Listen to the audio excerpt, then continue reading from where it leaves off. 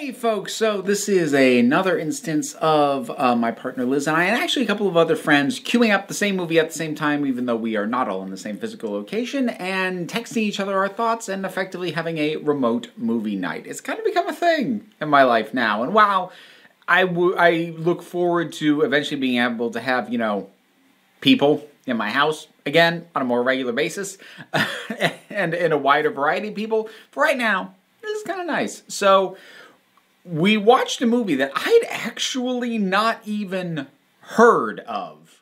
This was the suggestion of Liz and the other folks involved, and I was just like, okay.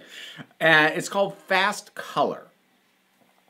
So this is a tricky movie to try and describe because I like it, and I'm going to recommend it. But it's one of those movies that is so low-key that it's really easy to oversell. It doesn't have the scale or the scope of the sort of things that you might expect given some of the elements in it. And that's not a bug, that's a feature, but it does mean that my talking about what's good about it has a decent chance of just giving you odd expectations, because the tone of the story and the elements at play within the story, it's actually a really cool contrast. So I'm going to give you just some basic premise stuff here. I'm going to avoid as many specifics as possible because, like I said, I went in completely cold, and I liked it when it was done. And then it's one of those movies, the more I thought about it, the more I like it and really appreciate what it was doing. So it is set in a future setting that isn't quite post-apocalyptic, but it's en route to that. The main thing is that there's effectively a global drought, and there is insufficient food. Water is the most precious thing. It's very carefully parsed out. Faucets aren't a thing. You can't just turn a thing and you have water. It's like you buy it. You buy it by the jug, by the container. And that stuff is precious. And yet at the same time, society hasn't collapsed, but it's skeletal. It is on its last legs. So you see characters go into something like a hardware store, and the shelves are 80% picked clean. But it hasn't been raided. It's not broken down. It's still up and running. Somebody's working the cash register. People still use money. But all you have to do is look around and go, this is not going to keep working. I mean, this isn't working now, and this sure as heck isn't going to maintain. And it's a really interesting period to depict because this is basically the pre-post-apocalypse. Pre-post-apocalyptic. Yeah. Too many prefaces. This is apocalypse transitional period, which pretty much never gets depicted.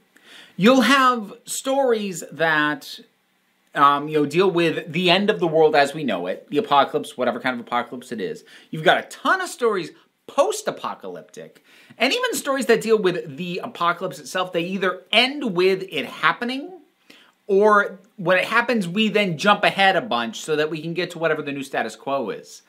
This is taking place in the middle, where we're still clinging to the old status quo, even though it clearly does not work and is unsustainable and is just slowly winding down at this point. But who the heck knows what's going to come after?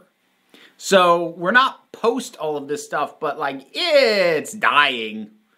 And that's a really interesting setting.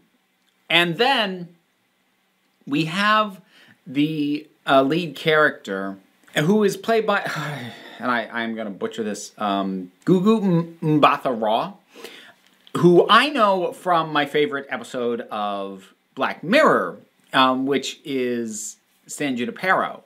So she's the lead in this, and she has superpowers that we don't get a proper bead on what the full deal is for a bit, but that gets established fairly early on that she has powers. So it's one of those things I almost wish I didn't have to call them superpowers. That's what they are. But I say superpowers and you think superhero story or even superhero origin story. And I suppose maybe if they ever did a follow-up, it could be an origin story, but it doesn't feel like that. This is the kind of thing that I say I like and I find so rarely. This is a well-thought-out world dealing with some big things, but ultimately what this story is a family drama. And I don't know how much of that is kowtowing to what I'm sure was a fairly limited budget, especially for some of the concepts being worked with, and how much of it was the intent from the word go. But either way, it doesn't matter, because the end result is a properly scaled story with some elements that you wouldn't expect to see in a story of this smaller scale. You know, this sort of almost these almost post-apocalyptic story elements and world-building situations and people with superpowers are not things you'd expect in a story this small and this intimate. And I love that.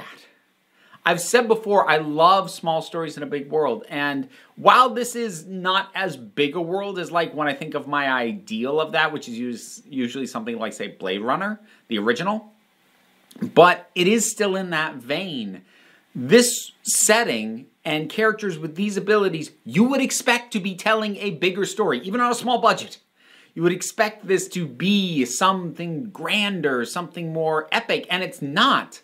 And it doesn't want to be. And it shouldn't be. It is exactly what it intends to be.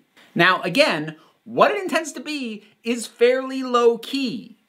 It is about the people. It's about the relationships. It's about a certain amount of broken history, certain amount of trauma. There are these other things, but like, there isn't, I'll just say this flat out, there really isn't anything that I would call a full-on action scene in this. There's some tense moments. There are some smallish action beats. I would say this is a film without an action scene. So that's what you need to, like, if you're trying to gauge what your expectations are relative to there being superpowers, there's no action scenes, really. I wouldn't say so. Not to say there's no action moments, but there's no like, oh, that was an action scene. Like, no. No, that's just not here. I don't really have all that much to say on this because to get more into it requires me to get into spoilers, and I don't want to talk spoilers. Not even like giving a spoiler warning and then I don't even want to do that. Just because if what I said sounds intriguing to you at all, I want you to just go watch it. It's on Amazon Prime. It's free on Amazon Prime if you have that service.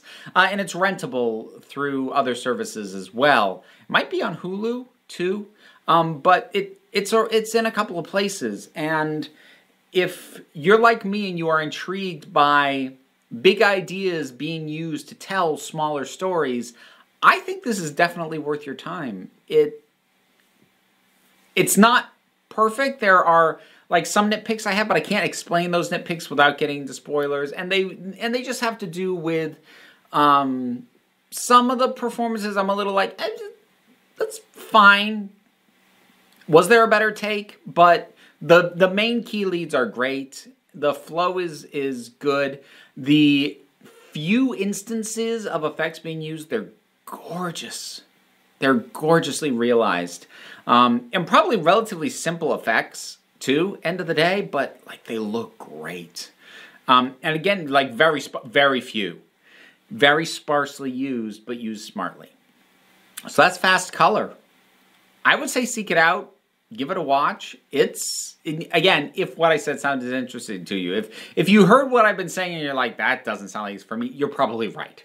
But if you have seen it, I would love to hear your thoughts on it. Whatever they are, drop something on down in the comments and let's talk about it. Usual stuff, like, share, subscribe. I have a Patreon. Of course, it is what is keeping the lights on and ensuring that I have food for myself and my kid, who I will probably cut it from this video, but interrupted the shooting because she's ready for dinner. So I actually got to go deal with that. But in any case, you don't have to do any of that stuff. Like, I'd appreciate it, but you don't have to because you know, we take a relaxed attitude around here. And just come on back next time you need a break.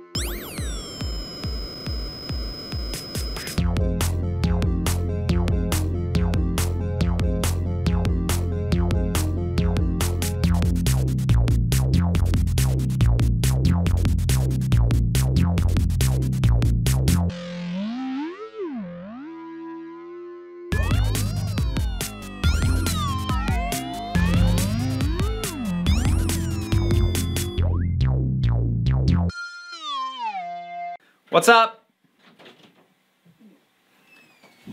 Yeah? I want Peter chips and hummus.